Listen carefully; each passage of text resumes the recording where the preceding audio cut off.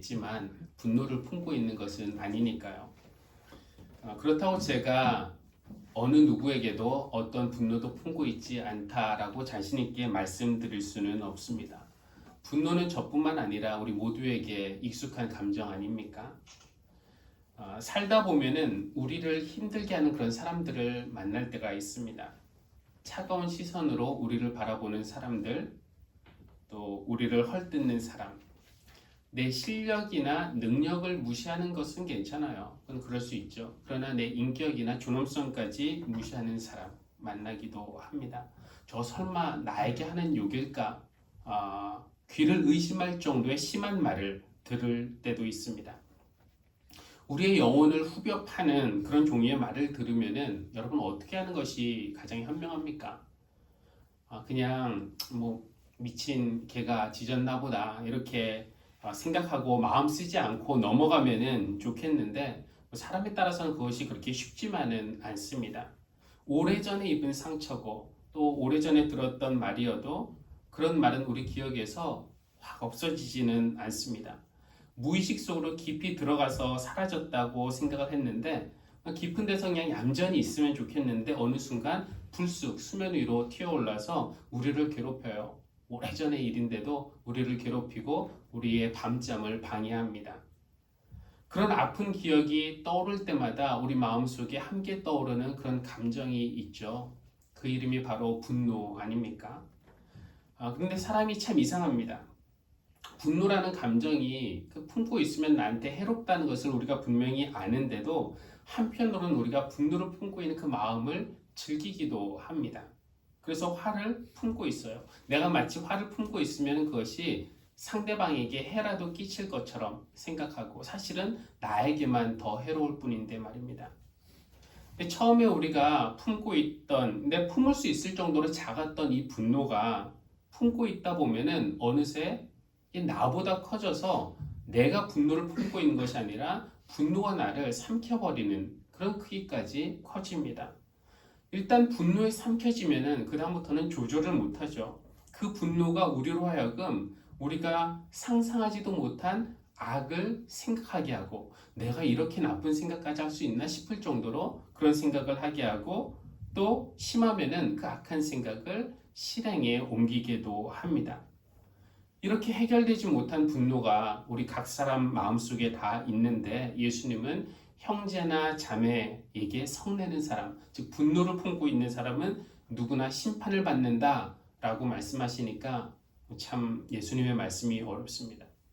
차라리 살인하지 말아라 라는 구약의 율법만 있다면은 우리가 분노를 품고 있고 또 그 분한 마음으로 그 사람을 얼간이라고 욕하고 또 바보라고 부르면서 스트레스를 풀 수도 있을 텐데 그렇죠? 살인만 하지 않으면은 계명을 어긴 것이 아니니까 괜찮은 건데 그런데 예수님은 분노도 품지 말라고 하시고 얼간이라고 욕하지도 말고 바보라고 놀리지도 말라고 하시니 이거 어떻게 합니까? 그러고 보니까 몇 해 전에 누군가가 이런 질문을 했던 기억이 납니다. 이 구약의 율법, 뭐 살인하지 말라, 뭐 이런 율법들, 이 구약의 율법들을 어떻게 할까요? 이거 지켜야 됩니까? 지키지 말아야 됩니까? 뭐 뜬금없는 그런 질문 같지만 가끔 이런 질문이 우리의 신앙을 위험에 빠뜨릴 수도 있어요. 대학에 막 입학한 여러분의 자녀가 아니면 신입생인 여러분이 예를 들어서 제7일 안식교 소속의 어느 선대의 레이더에 들어왔다고 가정해 보십시오. 교회 다니니? 이런 해롭지 않은 질문으로 시작을 했다가 서로 믿는 사람, 신앙인이라는 것을 알고 마음의 문이 열릴 즈음에 그 선배가 아까 같은 질문을 불쑥 던질 수 있습니다. 구약의 율법을 지켜야 하니? 지키지 않아도 괜찮니? 넌 어떻게 생각하니? 생각을 하겠죠. 율법은 하나님이 우리에게 지키라고 주신 거 아닌가? 십계명도 대표적인 율법 아닌가? 그래서 선배님 지켜야죠. 이렇게 말하면은 일단 낚이기 시작하는 겁니다. 그래 너 십계명 알지? 하나님이 엿새 동안 일하시고 이랜날 쉬시면서 그날을 복되게 하시고 거룩하게 하신 거 너도 알지? 하나님이 안식일 지키라고 하신 거. 그러면서 성경을 펴면서 설명하겠지요. 화면 보여주시면은 엿새 동안은 일을 하고 일의 날은 나 주에게 바친 거룩한 날이므로 완전히 쉬어야 한다. 안식일에 일하는 사람은 반드시 죽여야 한다. 이거 보여주면서 하나님이 안식일을 이렇게 중요하게 생각하셨어. 그런데 요즘 교회들은 안식일 안 지켜. 정말 좋은 교회, 하나님의 말씀을 다 지키는 그런 교회 만나는 게 얼마나 중요한지 몰라. 그러면서 또 묻습니다. 너 혹시 돼지고기 좋아하는 거는 아니지? 그러면서 성경을 또 펼쳐요. 이것 봐. 돼지고기는 부정한 동물이어서 하나님이 먹지 말라고 하셨거든. 만약에 여러분의 자녀나 여러분이 삼겹살을 너무 좋아해서 나는 이거 절대 포기 못해 하면서 그 선배와의 대화를 끊어버리면은 다행이에요. 그런데 혹시라도 뭐 돼지고기 어차피 냄새나서 싫은데 라고 생각하면은 한 발 더 끌려 들어갈 확률이 있습니다. 그 선배는 하나님의 모든 계명을 선별적으로가 아니라 모든 계명을 제대로 알고 제대로 실천하는 정말 좋은 교회에 있는데 이렇게 소개하면서 여러분의 자녀를 혹은 신입생인 여러분을 제7일 안식교로 전도할 수도 있는 겁니다. 제7일 안식교는 이단으로 분류가 되어 있습니다. 그러니 구약의 율법을 지켜야 할까요 말까요? 이것은 우리의 일상과 전혀 무관한 그런 질문이 아닙니다. 우리가 성경을 다는 몰라도 기독교인이라면은 하나님이 주신 계명들을 지키는 것이 일단 맞다라고 생각을 하게 되어 있습니다. 뭐 얼마나 세부적인 그런 율법의 조항들이 있는지 잘 몰라도 또 내가 그것을 잘 지킬 자신이 있는지 없는지는 또 몰라도 일단 기본적으로 하나님의 모든 말씀 지켜야 한다고 생각하죠. 오늘 우리가 읽은 시편, 교독한 시편 119편, 아까 율법을 찬양하는 그런 시편이라고 말씀을 드렸는데 각 절마다 율법을 다른 낱말로 표현합니다. 한번 보여주시면은 1절에 주님의 법, 2절에 주님의 증거, 3절 주님께서 가르쳐 주신 길, 4절 주님의 법도, 주님의 율례, 주님의 모든 계명, 주님의 의로운 판단, 이게 다 율법의 다른 이름들입니다. 같은 의미를 가졌지만 여러 가지 다른 낱말들로 표현하고 있는데 이것을 글쎄요 한 단어로 통일하자면 가장 적절한 것이 하나님의 말씀이라고 할 수 있을 겁니다. 그러니 율법을 지켜야 되나요 말아야 되나요? 이 질문을 바꿔 질문하면은 하나님의 모든 계명을 하나님의 모든 말씀을 지켜요 말아요 이런 질문이라면은 답은 더욱더 분명해지죠. 당연히 하나님 말씀을 지켜야죠. 게다가 그 시편의 말씀 내용처럼 하나님의 말씀을 지키는 사람은 복이 있고 그 길이 탄탄하고 그 삶이 흔들리지 않고 부끄러움 당하는 일이 없을 것이고 하나님의 버림을 받지 않을 것이라면은 더더욱 우리가 하나님의 말씀을 열심히 잘 지켜야 하지 않겠습니까? 오늘 이수인 집사님이 봉독한 신명기의 말씀은 모세의 긴 설교의 결론 부분이라고 할 수가 있습니다. 오늘 30장 읽었는데 28장에서 모세는 이미 순종하여서 받는 복들이 어떤 것이 있는지 쭉 설명했고 또 불순종해서 받는 저주들은 어떤 것이 있는지 장황하게 서술을 했습니다. 하나님의 말씀에 우리가 순종할 때 우리가 상상할 수 있는 온갖 복들이 있잖아요. 이런 복들이 우리가 그 복에서 도망가려고 해도 이 복들이 마치 추격전을 벌이듯이 우리를 찾아내서 쫓아와서 우리를 따를 것이다 라고 한 말씀을 2주 전에 전해드렸습니다. 이렇게 하나님에게 받는 복에 대해서 그 28장이 참고로 아주 깁니다. 1절부터 68절까지 있어요. 거의 70절까지 있는데 1절에서 14절까지가 순종하여 받는 복, 그 다음에 15절부터 68절까지 훨씬 길죠. 불순종할 때 받는 저주에 대해서 나와 있는데 정말로 우리가 상상할 수 있는 저주뿐만 아니라 상상하기 어려운 저주들도 쭉 나열이 되어 있습니다. 여기서 일일이 다 열거할 수는 없고 결론적으로 우리가 받는 저주가 무엇인가? 마지막 절, 그 28장의 마지막 절 68절에 보면은 이렇게 되어 있습니다. 우리가 불순종하면 받게 될 저주에 대해서 백성에게 이렇게 말합니다. 주님께서는 다시는 그 길을 보지 않게 하겠다 하고 약속하신 그 길로 당신들을 배에 태워 이집트로 끌고 가실 것입니다. 거기에서는 당신들이 당신들 몸뚱이를 원수들에게 남종이나 여종으로 팔려고 내놓아도 사는 사람조차 없을 것입니다. 이게 무슨 말입니까? 하나님의 말씀을 거역하고 사는 삶의 최후는 출애굽의 무효화, 즉 구원의 무효라는 것이고요. 거기에서 우리의 몸뚱이를 종으로 사는 사람도 없을 것이다. 예전은 거기서 종으로 살면서 먹을 거라도 얻었는데 이제는 우리의 몸뚱이를 종으로 사려는 사람도 없을 것이다 라는 것은 우리의 상황이 맨 처음 상황보다 더 비참해지고, 그냥 구원만 무효된 것이 아니라 오히려 처음보다 더 비참해지고 더 악화될 것이라는 것, 이것이 우리가 불순종할 때 받는 저주라는 것입니다. 이런 모든 것을 다 설명한 후에 오늘 30장에서 이런 말씀을 하시죠. 나는 오늘 하늘과 땅을 증인으로 세우고 생명과 사망, 복과 저주를 당신들 앞에 내놓았습니다. 당신들과 당신들의 자손이 살려거든 생명을 선택하십시오. 주 당신들의 하나님을 사랑하십시오. 그의 말씀을 들으며 그를 따르십시오. 그러면 당신들이 살 것입니다.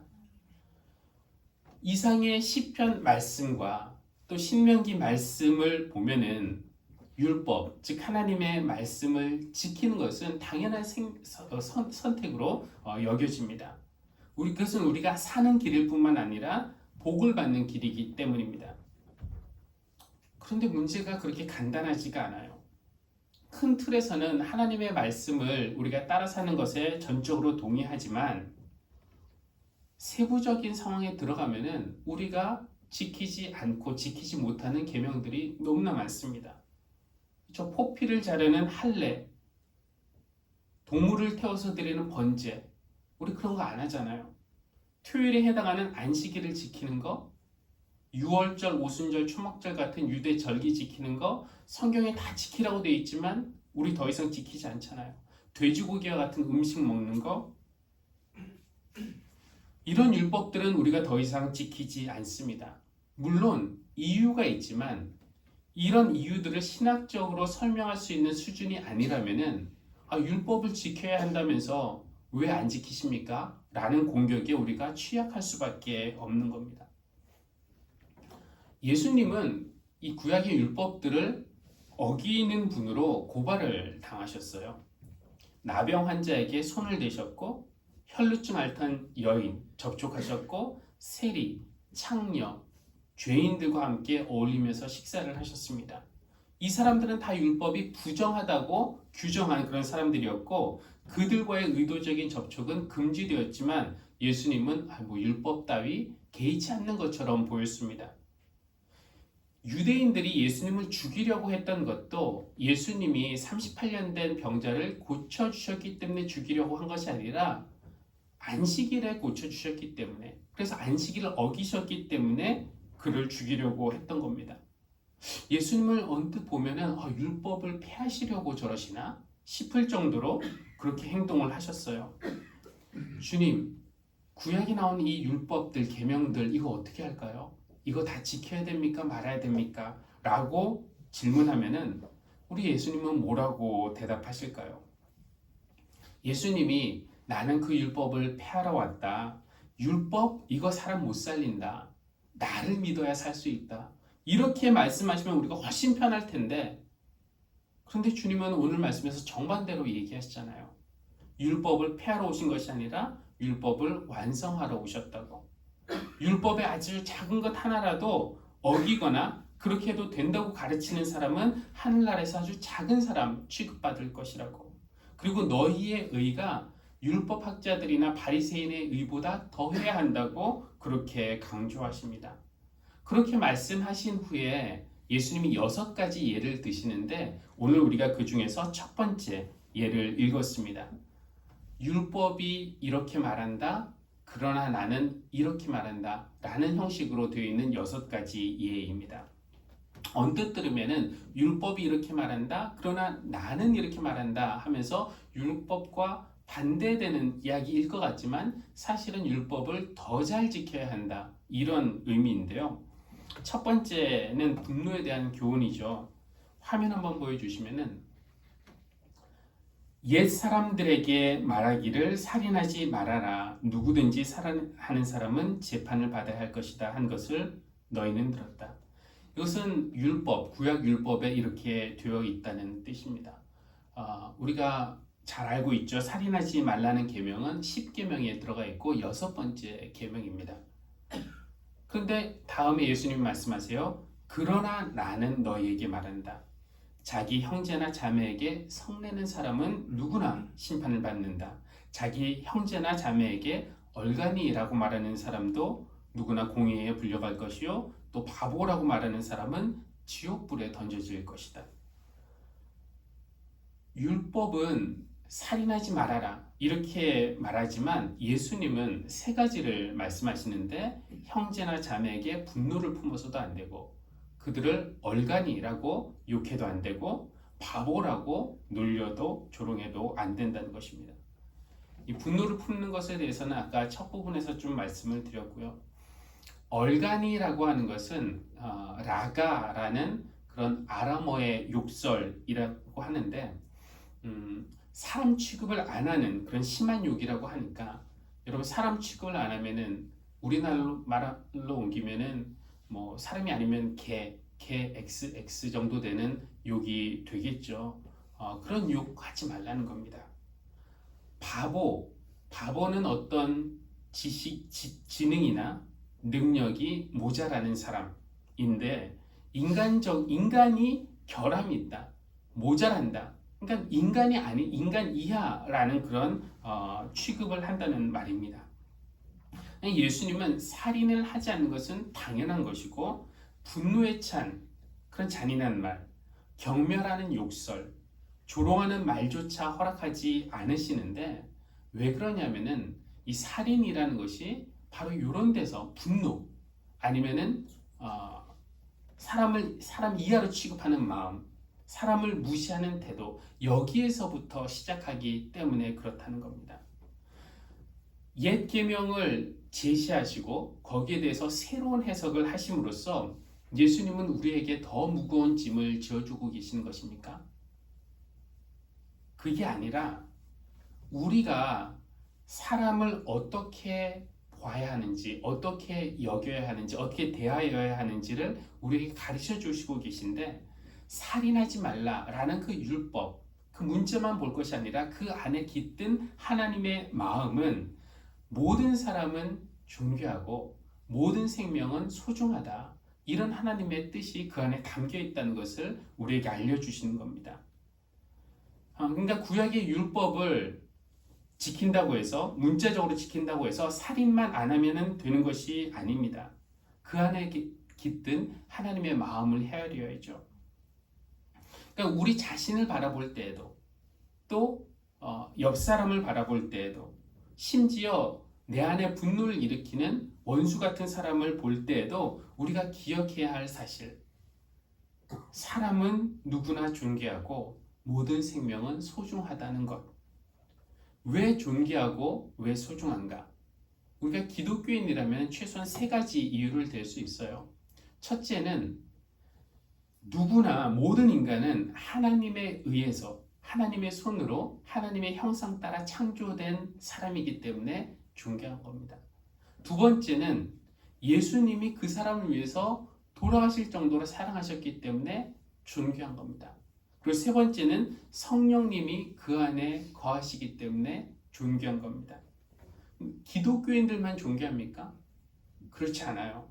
모든 사람들이 예수님을 믿지 않는 사람들, 하나님을 믿지 않는 사람들에게도 이 처음 2개는 해당이 됩니다.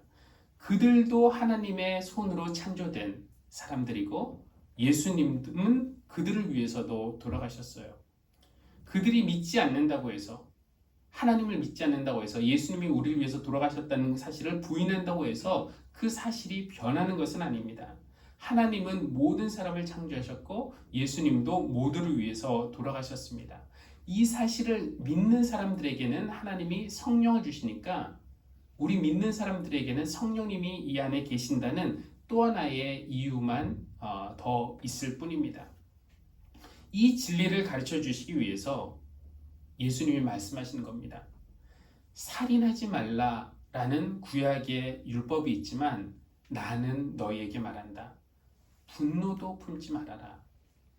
얼간이라고 욕하지 말아라. 바보라고 무시하고 조롱하지 말아라. 그 사람도 소중하다. 그것이 우리를 바라보시는 하나님의 마음이 아니겠습니까?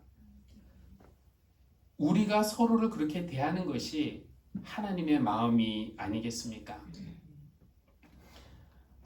우리는 하나님께 율법을 지켜요 말아요? 이렇게 질문을 했는데 예수님은 그 율법 속에 담긴 의미, 하나님의 마음을 우리에게 가르쳐주고 계십니다. 그러니 우리가 그 가르침을 받고 우리 자신을 돌아보고 또 옆 사람을 한번 바라봐야죠. 여러분 한번 보십시오. 옆에 있는 사람, 앞뒤에 있는 사람, 그리고 내 눈으로 보이는 그가 아니라 하나님이 그를 어떻게 바라보시는지 그 마음을 헤아려 보십시오. 그가 하나님이 창조하신 존재라는 것, 예수님이 위에서 대신 돌아가신 존재라는 것, 성령님이 그 안에 살아계신 존재라는 것을 기억합시다. 그럴 때에 우리의 마음이 조금씩 아버지의 마음과 가까워질 것입니다. 아버지 당신의 마음이 있는 곳에 우리 함께 찬양하면서 오늘 주신 말씀을 새겨보겠습니다.